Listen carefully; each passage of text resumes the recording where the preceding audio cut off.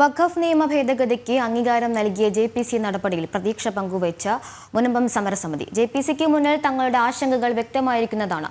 ഭേദഗതി നടപ്പിലാക്കിയാൽ മുനമ്പം ജനങ്ങളുടെ പ്രശ്നങ്ങൾക്ക് പരിഹാരമുണ്ടാകുമെന്നും സമരസമിതി നേതാക്കൾ പറഞ്ഞു.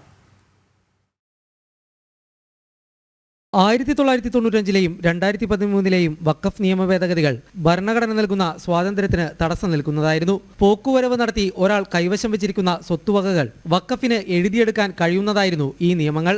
വഖഫ് നിയമം ഭാരതത്തിന് വളരെയധികം പ്രത്യാഘാതങ്ങൾ ഉണ്ടാക്കുന്നതായിരുന്നു. ഇത് തിരിച്ചറിഞ്ഞ കേന്ദ്ര സർക്കാർ നിയമ ഭേദഗതിക്ക് ശ്രമം ആരംഭിച്ചു.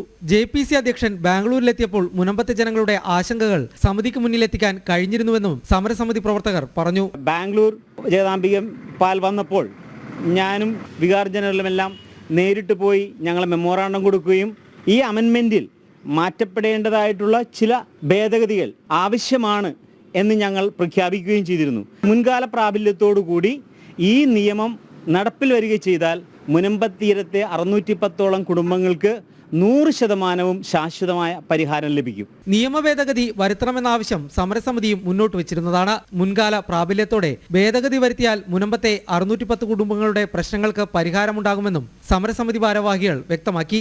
അമെൻമെന്റ് വരും എന്ന് ഞങ്ങൾക്ക് പൂർണ്ണ ബോധ്യമായി. ഞങ്ങളെപ്പോലെ തന്നെ ഇന്ത്യയിൽ ഒട്ടനവധി ആൾക്കാരെ ആഗ്രഹിക്കുന്ന ഒരു കാര്യമാണ്. മുൻകാല പ്രാബല്യത്തോടു കൂടി ആണ് വന്നം.